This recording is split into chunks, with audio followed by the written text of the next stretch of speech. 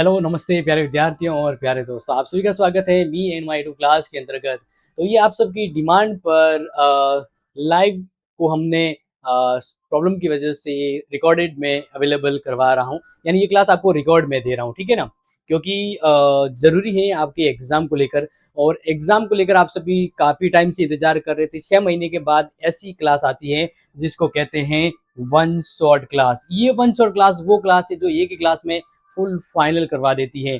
और in class यानी इस तरह की क्लास के बीच बहुत सारी समस्याएं आती हैं, लेकिन समस्या तो जीवन का एक पार्ट होता है और इससे लड़कर ही फतेह और विजय हासिल होती है। तो यहाँ पर मैं कहना चाहूंगा कि हार को जीत में बदलना होगा, हार को जीत में बदलना होगा। गिरो तो उठो, मुस्कुराओ और ठोकर पर, क्योंकि यही सबक सिखाती है जिंदगी में। यानी जब ठोकर लगे ना तो या प्रॉब्लम हो तो सबसे पहले तो स्माइल किया करो, क्योंकि शायद कुछ बेहतर होने वाला है।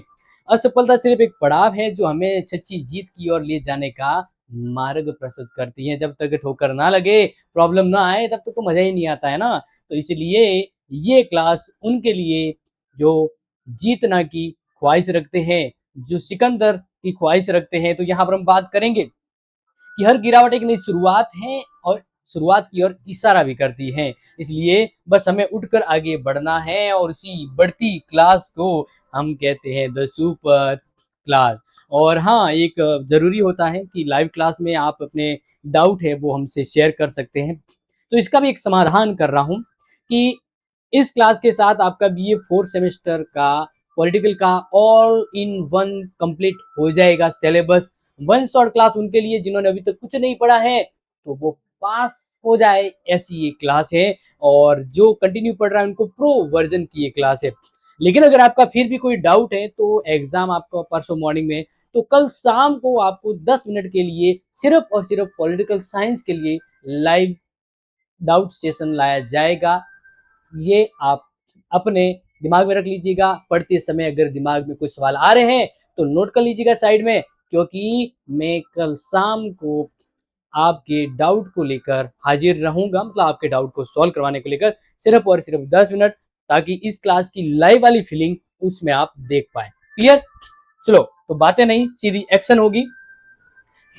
देखिए, वन शॉट क्लास 1 से 5 यूनिट की। तो यहाँ पर है पहली इकाई कि मनु किस ग्रंथ के रचनाकार माने जाते हैं? मनुस्मृति। एक चीज ध्यान रखना, अपने 5 यूनिट के 15 विद्वान है, किसी की भी बुक पूछी जाती है 2 से 3 बुक का प्रश्न जरूर पूछा जाएगा, ठीक है ना? यानी उस विधान विद्वान की बुक का नाम बताइए या कि ये किसकी बुक है, ऐसे। फिर है मनु के अनुसार राज्य की उत्पत्ति कैसे हुई है? मनु ने राज्य की उत्पत्ति का देवीय सिद्धांत दिया है। समाज में अराजकता को समाप्त करने के लिए ईश्वर ने एक देवता के एक देवीय रूप में राज्य की कल्पना करी है। तो मनु ने राजा की तुलना भी किससे की है? उस राज्य को चलाने वाले ईश्वर के प्रतिनिधि के रूप में की है। इसी तरह इकाई फर्स्ट के अंतर्गत है कि मनु ने धर्म के कितने लक्षण बताए हैं? 10 लक्षण बताए हैं। अगर ये क्लास में कहीं नहीं पढ़ा हो तो नोट कर लीजिएगा।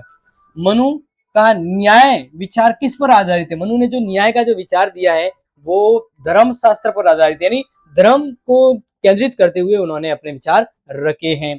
मनु के अनुसार राजा का प्रमुख कर्तव्य क्या है? मनु के अनुसार राजा का प्रमुख कर्तव्य प्रजा की रक्षा करना और धर्म की स्थापना करना। आगे बढ़ते हैं तो देखिए, मनु ने राज्य का आधार किसे माना है, यानी किस आधार पर राज्य संचालित होगा? तो सबसे इंपॉर्टेंट तो है धर्म, और धर्म के साथ दंड। ये प्रश्न जहां मैंने मोस्ट लिखा है ना, वो दिमाग में एकदम टिप टॉप सेट कर लीजिएगा। इसी तरह आगे बात करते हैं तो कौटिल्य किस नाम से भी प्रसिद्ध, यानी कौटिल्य के और क्या नाम है? चाणक्य, विष्णुगुप्त और कौटिल्य, ये इनके अलग अलग नाम है। कौटिल्य का प्रसिद्ध जो ग्रंथ है, क्योंकि हर एक विद्वान के एक ग्रंथ तो मैं बताऊंगा ही बताऊंगा, वो है अर्थशास्त्र। फिर एक कौटिल्य किस सम्राट के गुरु और मंत्री थे? कौटिल्य मौर्य काल हम यहाँ पर बात करेंगे, जो मोस्ट इंपोर्टेंट है, एग्जाम में पूछा जा सकता है, इसलिए चंद्रगुप्त मौर्य। किसकी बात करेंगे? चंद्रगुप्त मौर्य। आगे बात करें, नेक्स्ट नोट कर लीजिएगा, जो इंपॉर्टेंट है उनकी बात करेंगे।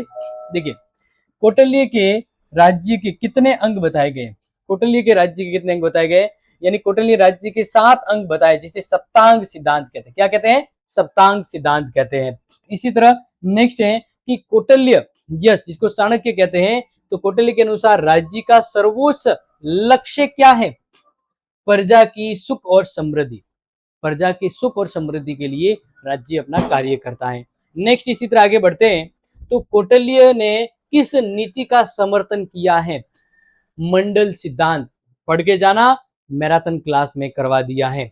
मंडल सिद्धांत क्लियर। आगे कौटिल्य ने गुप्तचरों की क्या भूमिका बताई है? गुप्तचर राज्य में जरूरी है, क्योंकि कौटिल्य का जो अर्थशास्त्र है ना, वो अर्थशास्त्र का ना होकर राज्य प्रशासन और नीति से संबंधित ग्रंथ है। तो गुप्तचर क्या करते हैं? राज्य की सुरक्षा और शत्रु की जानकारी है वो राजा तक पहुंचाते हैं। कौटिल्य ने किस कर व्यवस्था को माना है? यानी मतलब ऐसे कि कौटिल्य ने जो कर व्यवस्था है ना, उसको क्या माना है कि जो कर लेके राज्य का गुजारा करते हैं, जो कर लेते हैं वो क्या सिस्टम है, ये एक बहुत ही अलग बात बताई है यहाँ पर इन्होंने। देखिए, मधुमक्खी की तरह जो फूल से रस चूस कर उसे नष्ट कर दे, वैसे ही जनता से कर लेकर जनता को ही नष्ट करने वाली बात बताई है। आगे बात करें तो देखिए, शुक्र किस ग्रंथ के रचयिता माने जाते? शुक्र नीति। शुक्र किस काल के प्रसिद्ध विद्वान माने गए हैं? प्राचीन भारत के विद्वान माने गए हैं। आगे बात करते हैं, शुक्र नीति जो इनका ग्रंथ है उसका प्रमुख विषय क्या है? प्रमुख विषय है शासन और प्रशासन की नीतियां, जैसे कौटिल्य का अर्थशास्त्र है। इसी तरह बात करते हैं तो शुक्र के अनुसार राजा का आदर्श गुण क्या होना चाहिए? दयालुता, न्यायप्रिय और धर्मनिष्ठ। चलो कमेंट में मुझे बता दीजिए कि शुक्र किन के गुरु माने जाते हैं? शुक्र किन के गुरु माने जाते हैं? आगे बात करें तो शुक्र ने दंड व्यवस्था को क्यों आवश्यक माना है? दंड व्यवस्था क्यों जरूरी है? क्योंकि अपराधियों को रोकने और समाज में व्यवस्था बनाए रखने के लिए दंड व्यवस्था अति आवश्यक है। नेक्स्ट है, शुक्र के अनुसार राजा का मूल उद्देश्य क्या है? प्रजा का कल्याण करना। इसी तरह से यहां पर वो इंपॉर्टेंट प्रश्न भी दे रहा हूं जो मैंने यूनिट वाइज इंपॉर्टेंट प्रश्न बताए थे। हर यूनिट के बाद जो शॉर्ट इंपॉर्टेंट क्वेश्चन बताता ना, जो एग्जाम में आए हुए होते हैं, वही प्रश्न यहां पर भी दे रहा हूं फर्स्ट यूनिट के अंतर्गत, जिसको कहते हैं पास होने वाली क्लास यानी प्रो वर्जन, क्योंकि ये इसमें ऐड हो रहा है। देखिए, मनुस्मृति किसकी रचना है तथा इसमें कितने अध्याय हैं? देखिए, मनु की रचना, मनुस्मृति किसकी रचना है? मनु की रचना है मनुस्मृति, जिसमें कुल 12 अध्याय हैं और श्लोक की संख्या कितनी है? 2694 इसमें श्लोक हैं। इसी तरह आगे बढ़ते हैं। मनु के अनुसार राजा की सत्ता पर नियंत्रण कैसे स्थापित किया जा सकता है? राजा पर, तो राजा है वो धर्म के अकॉर्डिंग शासन करेगा, तो धर्म उस पर राजा पर नियंत्रण रख सकता है। संस्थागत नियंत्रण यानी उस राज्य की जो संस्था है वो। दूसरा, एक राजा की दिनचर्या और कर्तव्य जो राजा के ऊपर कंट्रोल करते हैं। इसी तरह नेक्स्ट प्रश्न है कि मनु द्वारा राज्य की उत्पत्ति के संबंध में कौन सा सिद्धांत दिया है? जो मैंने अभी इससे पहले बताया था, देवीय सिद्धांत। कौन सा? देवीय सिद्धांत। आगे है, कौटिल्य ने जो सप्तांग सिद्धांत में 7 अंग बताए राज्य के, वो कौन कौन से 7 अंग होते हैं? ये प्रश्न एग्जाम में 100% आने वाला है, छोटे और बड़े में। जब आप कॉपी खोलोगे ना, सर ने 100% कहा था, कहाँ है भाई पेपर में 100%? वो नजर जरूर आएगा आपको। देखिए, स्वामी, अमात्य, जनपद, दुर्ग, कोष और दंड सेना एवं मित्र, ये टोटल कितने? 7 अंग है राज्य के। आगे बात करते हैं, कौटिल्य के अनुसार कानून के स्रोत क्या है? कानून का पावर यानी सोर्स, वो एक तो राजा का आदेश जो कानून बनता है, दूसरा धर्म व्यवहार के आधार पर जो सिद्धांत है उससे कानून बनता है। नेक्स्ट है, कौटिल्य के अनुसार न्यायालय कितने प्रकार के? लो जी, कितना शानदार प्रश्न है। कौटिल्य के अनुसार 2 प्रकार के न्यायालय हैं, धर्मस्थलीय और कंटक शोधन। जो पहले के समय, जैसे आज के समय होते हैं ना लड़ाई झगड़े वाले और दूसरे संपत्ति वाले, तो इस प्रकार से ये है, ये धर्मस्थलीय संपत्ति से जुड़े और ये लड़ाई झगड़ों से। आगे है, कौटिल्य के अर्थशास्त्र की 2 विशेषता बतानी है। तो देखिए, यह अर्थशास्त्र नामक ग्रंथ कौटिल्य का है, जिसमें राजनीति और शासन का उत्कृष्ट वर्णन और उसका ग्रंथ माना जाता है। इसमें 15 तो अध्याय हैं और 6000 श्लोक है। इसमें राजा के लिए शासन के नियम, कर्तव्य और न्याय व्यवस्था का उल्लेख किया गया है, तो ये इंपॉर्टेंट बन जाता है। आगे बात करें तो देखिए, शुक्र कौन थे, उनका प्रमुख ग्रंथ का नाम उल्लेख, तो देखिए शुक्र असुरों के गुरु है, जो अभी पूछा वही प्रश्न का उत्तर है, तथा इनका प्रमुख ग्रंथ है शुक्र नीति सार या शुक्र नीति। शुक्र ने राज्य की उत्पत्ति संबंधी जो सिद्धांत दिया था, शुक्र ने कौन सा सिद्धांत दिया, ये बड़ा शानदार इंपोर्टेंट है, सावयव सिद्धांत। आगे है, शुक्र ने राजा के कितने कर्तव्यों का उल्लेख किया है, राजा के 8 कर्तव्यों का उल्लेख शुक्र ने किया है। आगे, कौटिल्य की तरह शुक्र ने भी कौन सी 4 विधाएं बताई है, यह प्रश्न आ सकता है। कौटिल्य और शुक्र दोनों ने ही 4 विद्याएं बताई है, अनविक्षी, त्रयी, वार्ता, दंड नीति। अनविक्षी यानी तर्कशास्त्र, त्रयी यानी 3 वेदों का ज्ञान, वार्ता यानी वाणिज्य शास्त्र, दंड नीति यानी राजनीति शास्त्र। एक प्रश्न जिसका उत्तर आप देंगे कि वह विद्वान जिसने राजा की दिनचर्या को 30 मुहूर्तों में बांटा है वह कौन है और कितने घंटों में बांटा है, बताइएगा। इस तरह से फर्स्ट यूनिट कंप्लीट हो जाती है। आती है सेकेंड यूनिट। देखिए, पंडित रमाबाई किस सामाजिक सुधार आंदोलन से जुड़ी थी, महिला उत्थान आंदोलन। और पंडित रमाबाई से जुड़ा प्रश्न डेफिनेटली आता है और आएगा ही। तो रमाबाई की प्रसिद्ध पुस्तक का नाम, हर एक विद्वान की बुक का नाम याद रखना है, तो the high cast Hindu women. क्या है, the high cast Hindu women. इसी तरह नेक्स्ट है, पंडित रमाबाई ने किस संस्था की स्थापना करी थी, शारदा सदन। तो मुझे अब कमेंट में उत्तर बता दीजिए कि पंडित रमाबाई ने शारदा सदन की स्थापना कब की और फिर कब उसका नाम बदल के एक नया नाम दिया और कहां पर स्थापना करी। समझ में आ गया प्रश्न क्या पूछा है, शारदा सदन की स्थापना कब की। नेक्स्ट है कि इसका नाम परिवर्तन करके उसे कहां पर स्थानांतरित किया गया, कब किया गया। ये बड़ा इंपॉर्टेंट प्रश्न है और इस तरह का प्रश्न आपका आएगा, जो भी पूछा है ना उनमें से भी आएगा और रिकॉर्डेड है, तो आप कमेंट में उत्तर जरूर दीजिएगा क्योंकि बाद के स्टूडेंट कमेंट जरूर देखेंगे। आगे, रमाबाई का मुख्य सुधार कार्य कौन सा है और किस क्षेत्र में है, तो देखिए विधवा शिक्षा और महिला अधिकार, यानी हम कह सकते हैं कि आत्मनिर्भरता। क्या कहेंगे, यानी जो विधवा महिला है उनको सहायता देकर उन्हें आत्मनिर्भर बनाना। रमाबाई ने समाज में किस कुरीतियों के विरोध में आंदोलन किया था, विधवा विवाह और स्त्रियों की जो उपेक्षा की जा रही थी उसे। उन्होंने कहा कि महिलाओं को भी पुरुषों के समान अधिकार मिलना चाहिए, तो उन्होंने बात करी बराबरी की बात करी थी। आगे, पंडित रमाबाई किस उपनाम से जानी जाती है, तो ये बड़ा इंपॉर्टेंट प्रश्न है, विदुषी महिला। कौन सी, विदुषी महिला। एक इनसे प्रश्न और मुझे इंपॉर्टेंट बताना कि पंडित रमाबाई को केसरे हिंद की उपाधि से नवाजा गया था, तो मुझे यह बताना है कि उन्होंने कब ब्रिटेन और अमेरिका की यात्रा की। ओके, चलो आगे बढ़ते हैं। बाल गंगाधर तिलक को किस उपाधि से जाना जाता है, लोकमान्य, इसलिए पूरा नाम है लोकमान्य बाल गंगाधर तिलक। आगे, तिलक का प्रसिद्ध नारा है स्वराज्य मेरा जन्म सिद्ध अधिकार है और इसे मैं लेकर रहूंगा, जैसे आप अपने नंबर इस क्लास से लेके रहोगे। आगे, तिलक ने किस पत्रिका का संपादन किया था, केसरी और मराठा। केसरी मराठी में था और मराठा इंग्लिश में था। तिलक ने कौन से 2 सार्वजनिक उत्सव शुरू करवाए थे, गणेशोत्सव और शिवाजी उत्सव। तिलक किस आंदोलन के प्रमुख नेता माने जाते हैं, बहिष्कार स्वदेशी। इसी के साथ इन्होंने शुरू किया था होम रूल आंदोलन। होम रूल आंदोलन, ठीक है, याद रख लीजिएगा। कमेंट में उत्तर आना चाहिए कब। और दूसरा प्रश्न कि लोकमान्य बाल गंगाधर तिलक जो गुरु भी माने जाते हैं, दार्शनिक भी माने जाते हैं, तो बताना है इनके ग्रंथ। बताइए कमेंट में, इनके 2 ग्रंथों के नाम बताना आपको, भले ही रिकॉर्ड हो बट फील आपको लाइव की तरह आएगी। आगे, तिलक किस राजनीतिक विचारधारा से या धड़े से जुड़े थे, गर्मपंथी या उग्रवादी।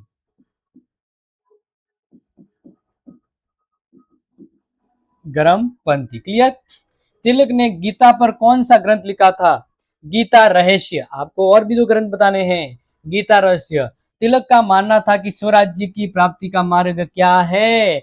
वो है संघर्ष और त्याग, क्योंकि नरम दल की तरह भिक्षावृत्ति नहीं करनी चाहिए, हमें अपने लिए संघर्ष करना पड़ेगा। आगे, स्वामी विवेकानंद का वास्तविक नाम क्या था? नरेंद्र दत्त। यस। स्वामी विवेकानंद किस संगठन के संस्थापक थे? रामकृष्ण मिशन। किसके थे? रामकृष्ण मिशन। तो फिर विवेकानंद का प्रसिद्ध शिकागो भाषण कब हुआ था? 1893। कब? 1893। कहाँ? अमेरिका के शिकागो में। उन्होंने कहा था कि मैं उस देश से बिलोंग करता हूं जिस देश में सभी को एक समान माना जाता है। और शुरुआत में कहा था मेरे भाइयों और बहनों, तो पूरा का पूरा प्लेटफॉर्म है ना उनकी बातों को साइलेंटली सुनने लग गया था। आगे, विवेकानंद ने किसे अपने गुरु के रूप में माना था? श्री रामकृष्ण परमहंस को। और इनके उपलक्ष्य में उनका मिशन भी शुरू किया था।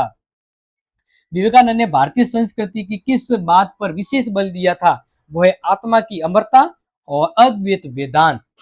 तो इनका प्रश्न आ सकता है वेदांतवाद क्या है, जो मैंने ऑलरेडी करवाया हुआ मैराथन क्लास में। देखो, हर यूनिट की एक मैराथन क्लास है, टोटल 5 मैराथन क्लास है। अगर आपको कोई यूनिट कम लग रही है या कमजोर हो, या आपको ऐसा लग रहा है कि वो यूनिट मुझे प्रॉब्लम करेगी, तो आप बस जैसे सेकंड यूनिट है तो सेकंड मैराथन क्लास देख लीजिए, ऑल इज वेल हो जाएगा। आगे, विवेकानंद का मुख्य संदेश युवाओं के लिए क्या था? जागो, उठो और लक्ष्य प्राप्त करो। उन्होंने कहा उठो, जागो और तब तक मत रुको जब तक कि लक्ष्य प्राप्त न किया जाए। यानी इसको कहते हैं आज की जनरेशन का पावरफुल डोज। और जो यहाँ पे चला है वो सफलता अवश्य प्राप्त करी है। आगे बढ़ते हैं। तो स्वामी विवेकानंद ने शिक्षा का क्या उद्देश्य माना? शिक्षा का मतलब ही क्या है? उन्होंने कहा कि शिक्षा चरित्र निर्माण करती है और आत्मनिर्भरता लाती है। तो अब मुझे कमेंट में विवेकानंद से जुड़ा प्रश्न का उत्तर देना है कि दो ग्रंथों के नाम बताइए कमेंट में। आगे, पंडित रमाबाई द्वारा लिखित 2 पुस्तक है। ये देखिए, जो अपने यूनिट वाइज जो धुरंधर क्लास ली थी उसमें से, तो स्त्री धर्म नीति 1882 और the high cast Hindu women 1887, ये रमाबाई की पुस्तक है। इसी तरह बाल गंगाधर तिलक द्वारा संपादित 2 समाचार पत्र, मराठा इंग्लिश में, केसरी मराठी में। फिर है स्वामी विवेकानंद द्वारा रचित 2 ग्रंथों के नाम, तो आ गया भक्ति योग और ज्ञान योग, यानी कहने से पहले उत्तर हाजिर है। पंडित रमाबाई द्वारा इस संस्थापित संस्था का नाम शारदा सदन, कहाँ स्थापना करी थी? पुणे में। लेकिन फिर इसे खेड़ा में स्थानांतरित कर दिया गया, खेड़ा में। और उस संस्था का नाम क्या रख दिया? वो रख दिया रमाबाई मुक्ति मिशन 1899 में। ओके। आगे, भारतीय चिंतन जिन्होंने जीवन पर्यंत महिला उत्थान हेतु प्रयास किए एवं कार्य किए, वो है पंडित रमाबाई। आगे बात करते हैं। तो तिलक के द्वारा स्वराज्य प्राप्ति हेतु कौन से साधन अपनाने की बात करी कि स्वराज्य प्राप्त कैसे होगा? संघर्ष, जिसमें हमें राष्ट्रीय शिक्षा पर बल देना होगा, निष्क्रिय प्रतिरोध को अपनाना होगा और स्वदेशी भावना का प्रसार करना होगा। आगे, तिलक द्वारा राष्ट्रीय शिक्षा में योगदान देने हेतु कौन सी शिक्षण संस्था की स्थापना करी थी तिलक जी के द्वारा? तो न्यू इंग्लिश स्कूल पुणे में और फर्ग्यूसन कॉलेज की स्थापना, जो शिक्षा के क्षेत्र में जरूरी था राष्ट्रीय शिक्षा को लेकर। आगे, होम रूल लीग की स्थापना कब और किसने की? तो 1916 में तिलक के द्वारा पुणे में इसकी स्थापना की। होम रूल का मतलब खुद का घर, खुद का शासन। आगे, स्वामी विवेकानंद द्वारा स्थापित वह संस्था जिसके जरिए उन्होंने अपने गुरु के उद्देश्य को पूरा किया, वह में है रामकृष्ण मिशन 1897 में। विवेकानंद जी की भारतीय समाज को क्या 2 बड़ी सीख या देन है? पहला, आध्यात्मिक राष्ट्रवाद। दूसरा, धर्म की श्रेष्ठता। तीसरा, नव वेदांतवाद, जो इनसे बड़ा प्रश्न आने की संभावना है। तीसरा के बाद चौथा, राजनीति का आध्यात्मिकता, राजनीति की आध्यात्मिकता। आगे, तो इस तरह से ये 2 यूनिट कंप्लीट है। यूनिट नंबर 3, महात्मा गांधी का पूरा नाम क्या है? मोहनदास करमचंद गांधी। गांधी जो किस उपाधि से जाना जाता है? राष्ट्रपिता या महात्मा के नाम से। गांधी जी का सत्य और अहिंसा पर सिद्धांत किससे प्रेरित है? जैन धर्म। अहिंसा किससे लिया गया? जैन धर्म। और सत्य गीता से। गांधी जी ने सबसे पहले सत्याग्रह आंदोलन कहाँ शुरू किया था? दक्षिण अफ्रीका में किया था। और भारत में गांधी जी ने जब 1915 में एंट्री करी थी तो पहला सत्याग्रह कहां पर और कब किया था? ये कमेंट में उत्तर आ जाना चाहिए। आगे पहले कमेंट से पहले ही उत्तर आ गया है। चलो देख लीजिए कि भारत में गांधी जी का पहला सत्याग्रह कहां शुरू हुआ था? चंपारण 1917 में। हुई ना बात जबरदस्त। गांधी जी ने किस पुस्तक में अपने विचार दिए? हिंद स्वराज्य में। आगे बात करते हैं तो गांधी जी की एक ग्रंथ है, अनुवादित ग्रंथ सर्वोदय। तो मुझे ये बताना है कि गांधी जी ने सर्वोदय जो पुस्तक है वो किस विदेशी विद्वान की बुक का ट्रांसलेट वर्जन है? उस विद्वान का नाम और उसकी बुक का नाम कमेंट में जरूर बताइएगा। और जो उसका आंसर आ गया है उसको हार्ट जरूर मिलेगा। आगे नेक्स्ट, गांधी जी के अनुसार सर्वोत्तम शासन का स्वरूप क्या है? ग्राम स्वराज्य। इसलिए उन्होंने विकेंद्रीकरण की बात करी थी। आगे, अरविंद घोष को किस नाम से जाना जाता है? अरविंद घोष को श्री अरविंद नाम से। अरविंद घोष का प्रमुख ग्रंथ कौन सा है? Life divine. कौन सा है? Life divine. अरविंद घोष किस आंदोलन से जुड़े थे? उग्रपंथी आंदोलन से। क्योंकि लाल बाल पाल और अरविंद घोष उन्हें एक बार सजा हो जाने के बाद राजनीति, सक्रिय राजनीति से विदा होकर राष्ट्रवाद के लिए उन्होंने एक आश्रम की स्थापना करी थी। और वो कहां करी थी? कमेंट में आंसर। आगे, अरविंद घोष ने अध्यात्म और राजनीति में क्या संबंध माना है? देखिए, अध्यात्म ही राजनीति को मार्गदर्शित करते। क्या कहा? कि अध्यात्म ही राजनीति को मार्गदर्शित करती है। अरविंद घोष किस पत्रिका से जुड़े थे? उस पत्रिका का नाम है वंदे मातरम। अरविंद घोष ने किस प्रकार की स्वतंत्रता पर बल दिया था? पूर्ण स्वतंत्रता। आगे बात करते, पेरियार का पूरा नाम क्या है? ईवी रामास्वामी पेरियार। अगर मैं कमेंट में आपसे ये कहूं कि पेरियार का मतलब क्या होता है, कमेंट में उत्तर दीजिए। बड़े जानदार तरीके से प्रश्न आएंगे, भले ही रिकॉर्डेड है लेकिन फील। आगे बात करते हैं, पेरियार किस आंदोलन से जुड़े थे?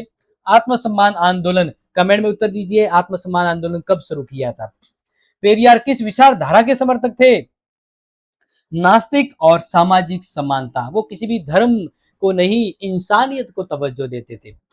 आगे बात करते हैं तो पेरियार ने किस सामाजिक बुराई के खिलाफ आंदोलन चलाया था? जाति व्यवस्था और ब्राह्मणवाद। और अगर आपको पेरियार को पढ़ना है तो क्लास, मैराथन क्लास नंबर 3 देखनी होगी। कौन सी देखनी होगी? 3 देखनी होगी। क्लियर? आगे, पेरियार ने किस संगठन की स्थापना करी थी? द्रविड़ कड़गम। द्रविड़ कड़गम एक राजनीतिक दल था जो सुधार के कार्य कर रहा था।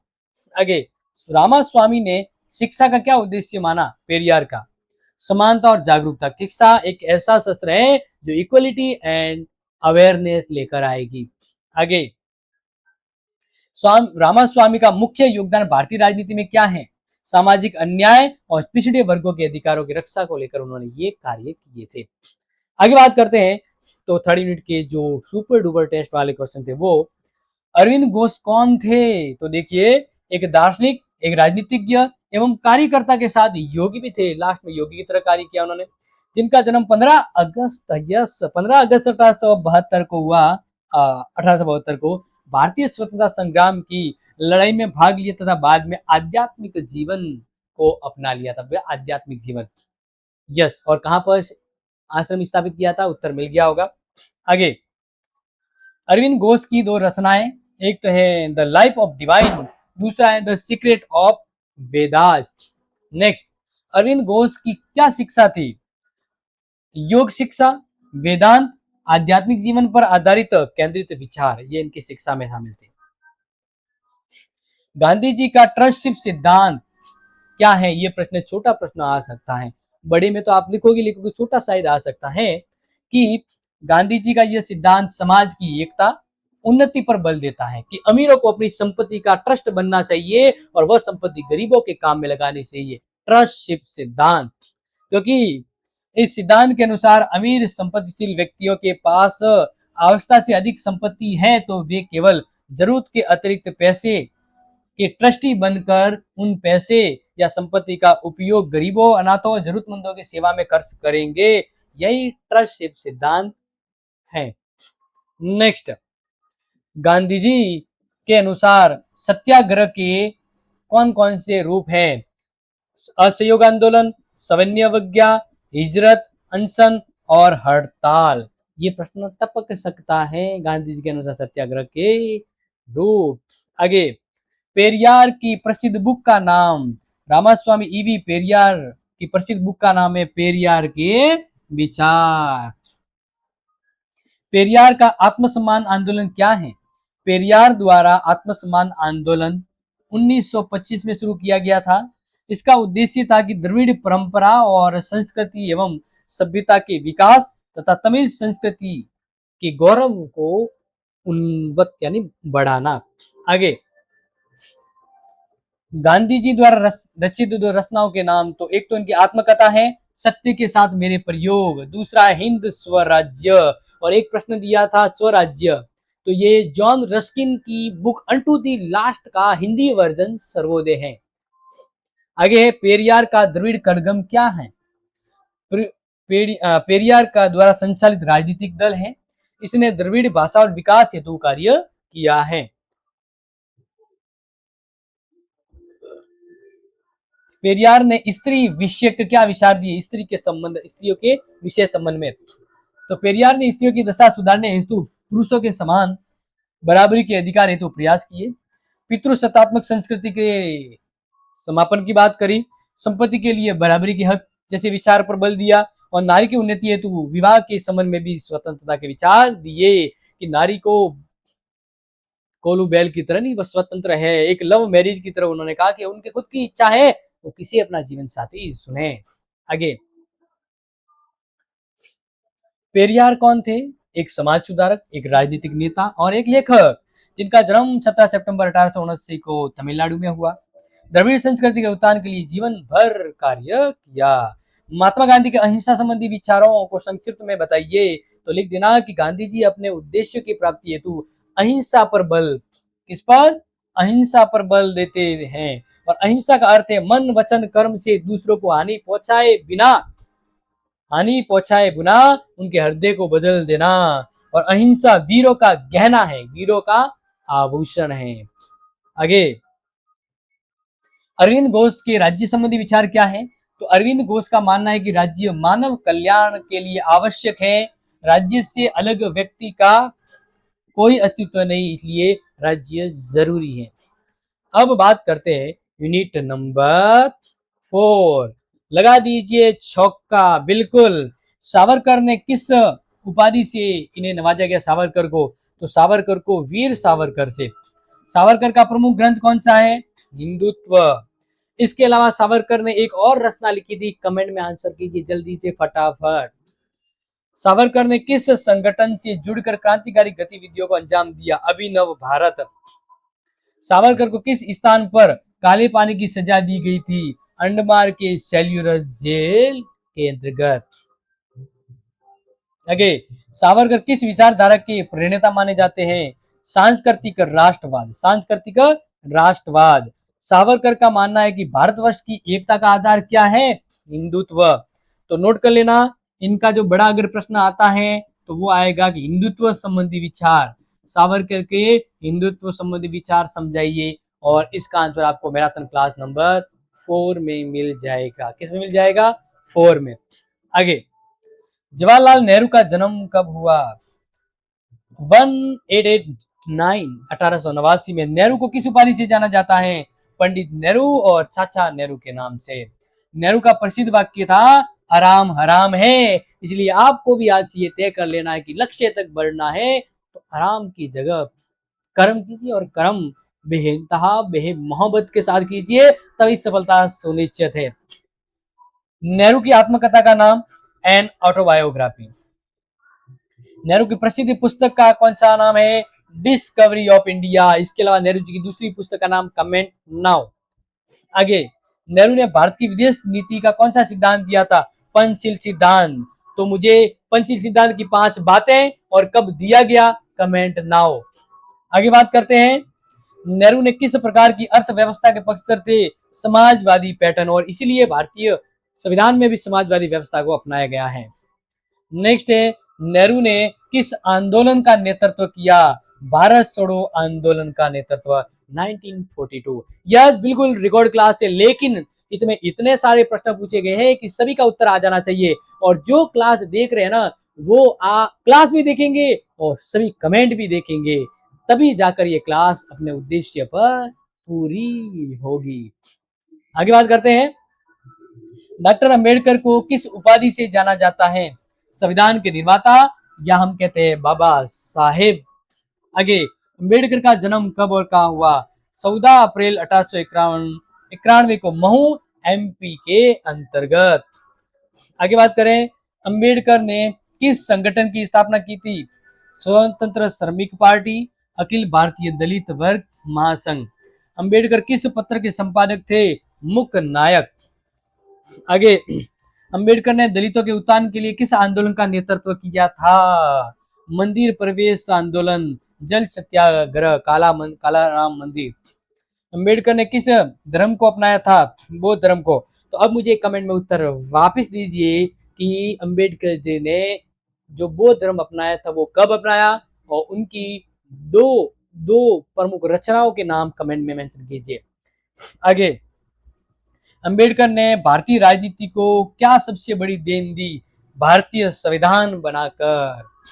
इसी तरह से नेक्स्ट बात करते हैं, यस, अब यहाँ पर कुछ स्पेशल जो मैं खुद आपको करवाऊंगा, क्योंकि ये जरूरी और बहुत जरूरी था, जरूरी और इसको कहते हैं बहुत जरूरी था।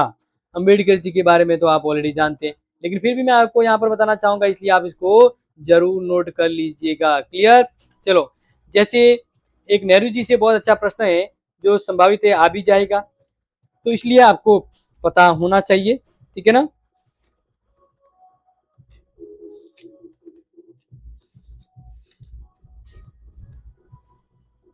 नेहरू के संबंध में एक तो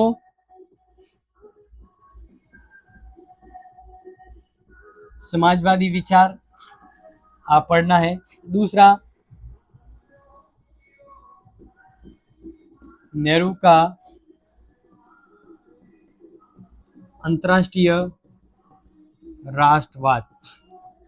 इसकी तरह बात करते हैं, इन्होंने जो पंचशील सिद्धांत दिया, पंचशील, वो नेहरू व साउ एन लाई ने मिलकर दिया था 1954 में। इसमें 5 बातें हैं, 5 बातें। एक तो है अनाक्रमण,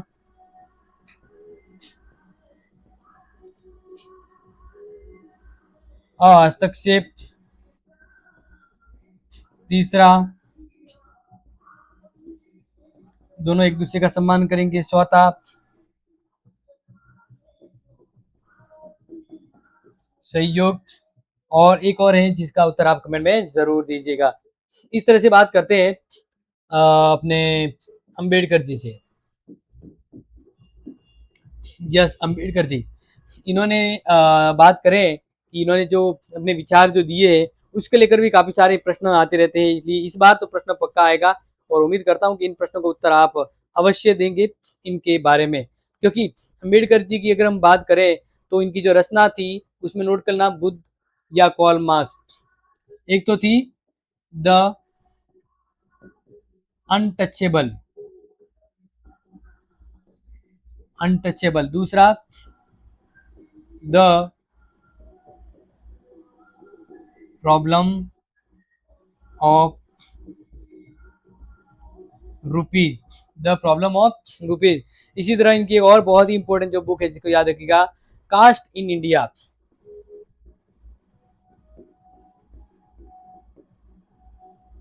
ये बुकें आप जरूर याद कर लीजिएगा, इनके बारे में ध्यान रखना। अब बात करते हैं यहाँ पर, तो ध्यान रखना कि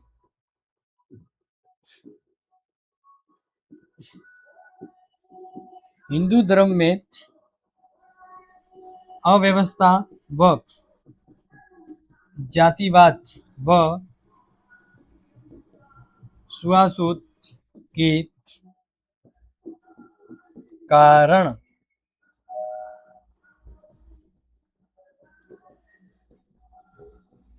बौद्ध धर्म ग्रहण किया। क्लियर? चलो, तो अब बात करते हैं आगे यूनिट नंबर 5। यूनिट नंबर 5, और इसको आप जरूर याद कर लेना बिल्कुल, क्योंकि ये है द सुपर क्लास, जिसको कहते हैं वन शॉट क्लास। तो बात करते हैं जेपी नारायण, यानी जयप्रकाश नारायण को और किस उपाधि से नाम से जाना जाता है? लोकनायक। लोकमान्य किसे कहा गया था? तिलक को। लोकनायक, ध्यान रखना, जेपी नारायण यानी जयप्रकाश नारायण। आगे बात करते हैं, जेपी का जन्म 1902। जेपी किस आंदोलन से प्रसिद्ध हुए थे? संपूर्ण क्रांति आंदोलन। ये बहुत इंपॉर्टेंट है और प्रश्न में टपकने वाला बड़ा प्रश्न भी है। आगे, जेपी किस विचारधारा से प्रभावित थे? समाजवाद।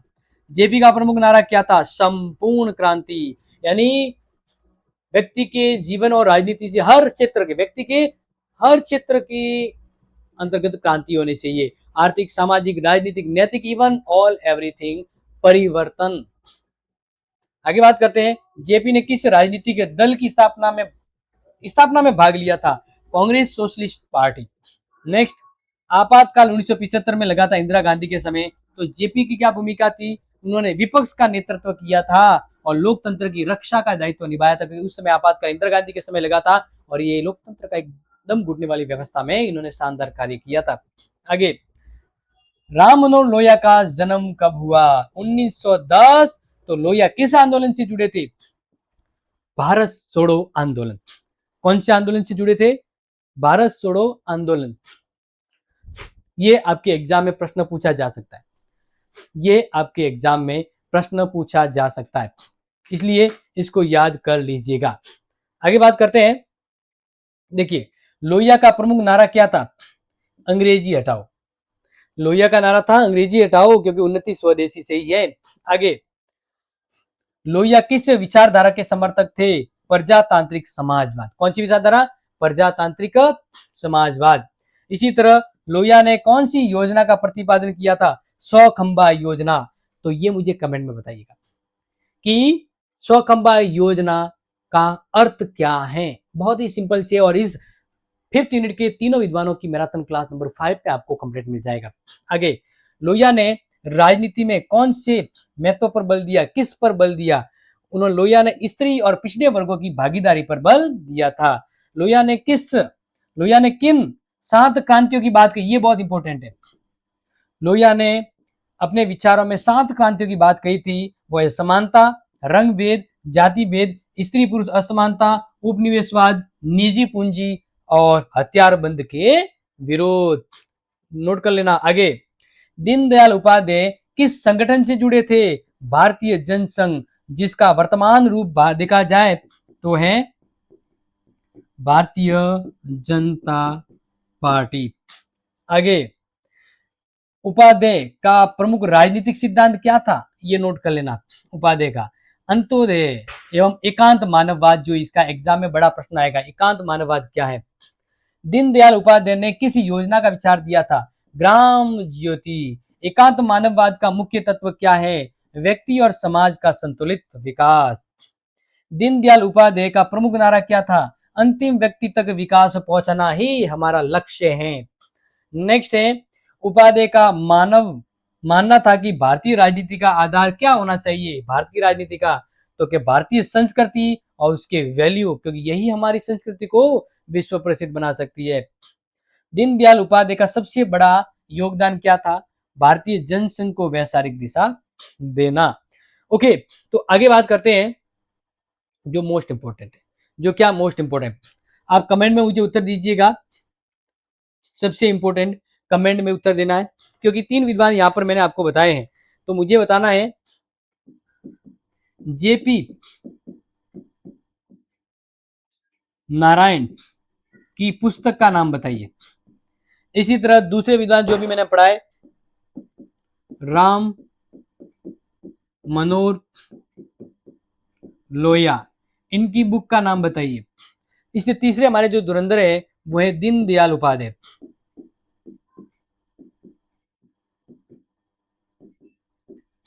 इनका नाम कमेंट में बताया, तब तक मैं आपको बता देता हूं कि एक प्रश्न इनसे जुड़ा आएगा।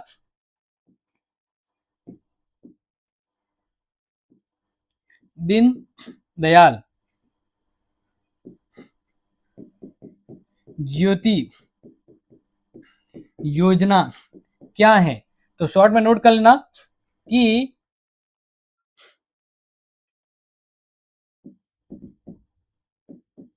समग्र विकास हेतु, क्योंकि ये मानते थे कि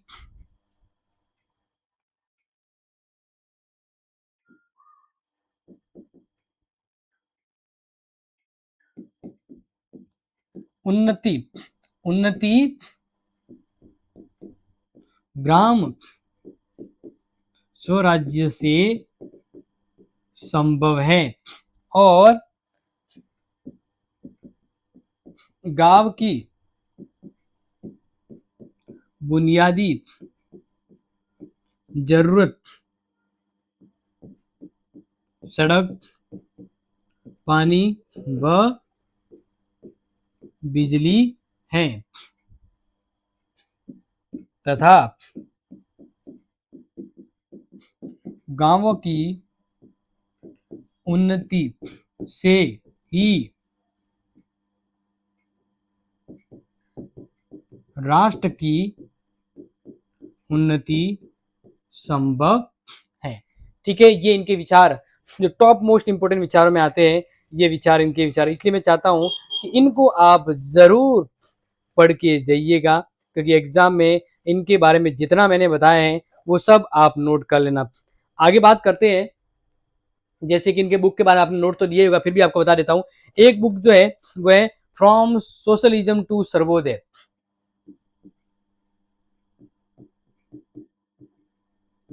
सोशलिज्म टू सर्वोदय, ये जेपी नारायण की जो बुक है वो आप नोट कर लीजिएगा, क्योंकि हमने ऑलरेडी इनके बारे में आपको जो अलग अलग चैप्टर लिए थे ना, मतलब अलग अलग चैप्टर जो पढ़ाए थे उसमें आपको बताया था, और ये तो आपको ऑलरेडी पता होगा। इसके अलावा इनकी अगर एक बुक की अगर आपको याद रखनी है तो वो याद रखना, Gandhi marks and socialism. Gandhi marks एवं सोशलिज्म। इसी तरह दीनदयाल उपाध्याय, इनकी बुक का नाम मैं आपसे कोशिश करूंगा, या मैं खुद ये चाहूंगा कि आप इसका उत्तर मुझे कमेंट में दें तो मुझे और बेहतर लगेगा। तो इसका आंसर मुझे कमेंट में जरूर देना। लेकिन एक चीज इनके बारे में आपको मैं बताना चाहूंगा, क्योंकि ये इनके एग्जाम से संबंधित है, पूछा जा सकता है कि इन्होंने अपने जीवन काल में एक प्रकाशन का शुरुआत करी थी। प्रकाशन, राष्ट्र धर्म प्रकाशन लिमिटेड।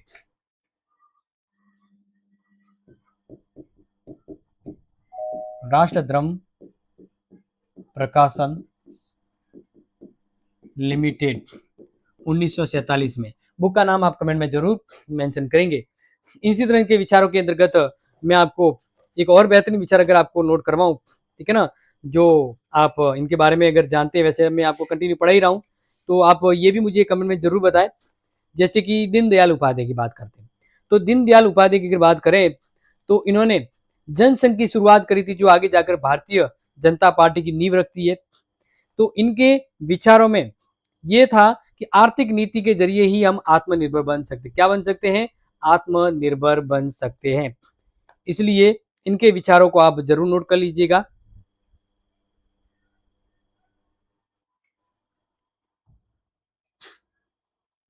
यस,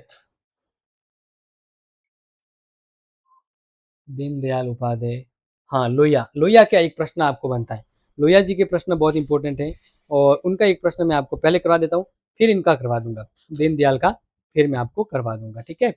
यस, तो देखो लोहिया जी से जुड़ा एक प्रश्न शॉर्ट में अगर पूछा जाए तो वो आ सकता है,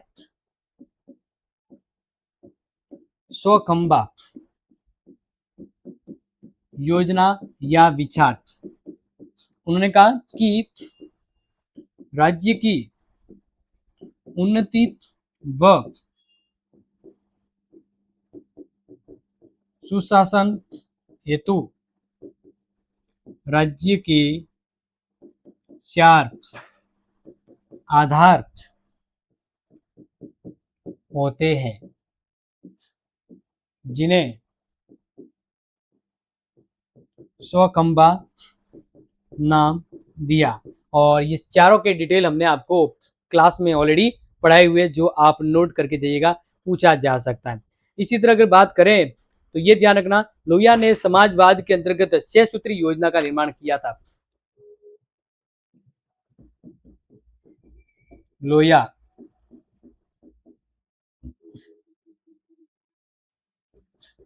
समाजवाद सिद्धांत में 6 सूत्री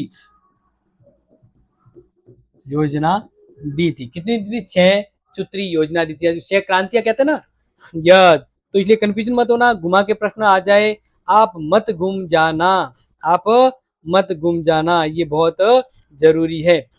ओके, तो फाइनली दीनदयाल उपाध्याय का लास्ट इंपॉर्टेंट प्रश्न आपको मैं पूछ लेता हूँ, जिसका अच्छे से नोट कर लीजिएगा, मुझे बता दीजिएगा कि इन्होंने एकात्मक मानववाद जो सिद्धांत दिया था, उसका मतलब था क्या था?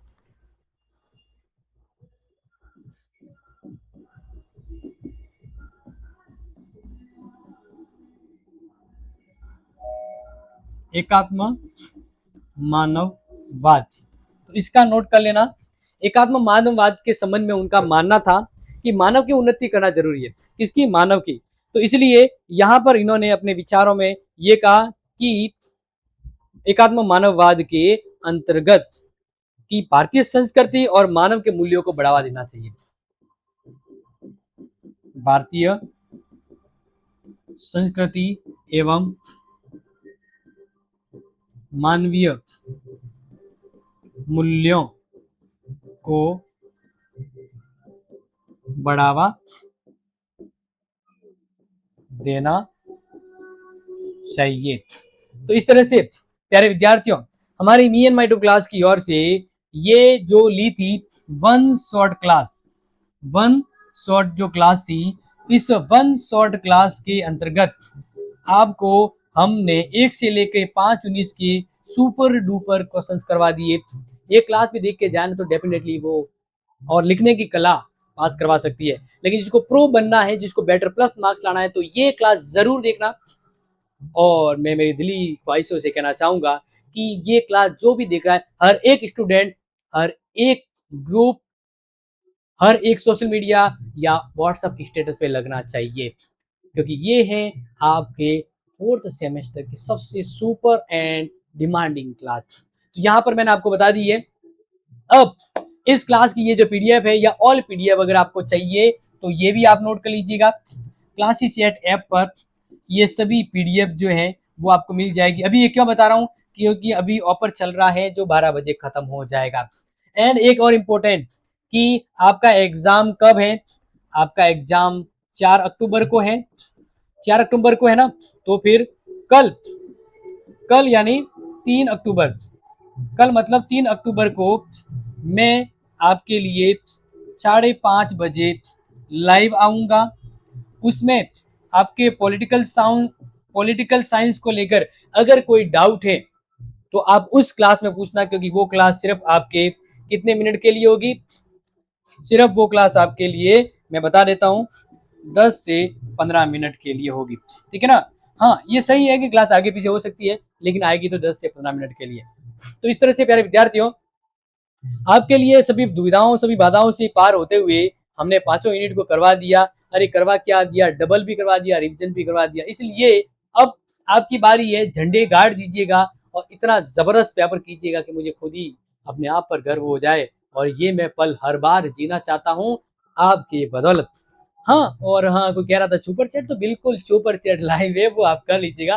तो अब मैं आप सभी से मिलता हूँ अगली इंपॉर्टेंट क्लास में। तब तक के लिए ध्यान रखना, अच्छे से पढ़ लेना, पढ़ते जाते समय रिवीजन जरूर कर लेना, क्योंकि मेहनत इतना करो कि किस्मत भी हार मान जाए। मेहनत इतना करो कि किस्मत भी हार मान जाए कि बेटा जी अब जो चाहे ले लो, क्योंकि मेहनत करने वालों पर किस्मत है ना मेहरबान हुआ करती है। इसलिए आपको मैं बताना चाहूँगा कि मेहनत करते रहिए, क्योंकि सफलता तो उन्हीं को मिलती है जो असफलता से नहीं डरते हैं, जो ठोकर खाने के बाद सीखते हैं। और इसलिए अपने लक्ष्य को इतना स्पष्ट, इतना क्लियरिटी रखो कि मेहनत करते समय थकान भी महसूस ना हो जाए। जैसे मैं अपने विज़न को लेकर इतना कॉन्फिडेंट हूँ कि अगर बीमार भी हूँ, थका भी हूँ, लेकिन फिर भी जब मैं यहाँ पढ़ाने आता हूँ ना, तो सब चीज़ें आउट ऑफ माइंड हो जाती है, सब चीज़ें दूर हो जाती है, बस मैं और मेरी क्लास, और फुल कॉन्फिडेंस के साथ आपके साथ रहता हूँ। तो इसलिए ध्यान रखना, जब आप अपने लक्ष्य को लेकर एक एक एकाग्र हो जाओगे, यानी एकांत और एक फोकस हो जाओगे, तो मंजिल आपको नजर आएगी। तो प्यारे विद्यार्थियों, इसी मोटिवेशन के साथ इस क्लास को मैं एंड करता हूँ और उम्मीद करता हूँ आप झंडी जरूर गाड़ेंगे, उम्मीद करता हूँ चक्के पे चक्के लगाएंगे। तो थैंक यू सो मच। जय हिंद एंड द फाइनल जय भारत।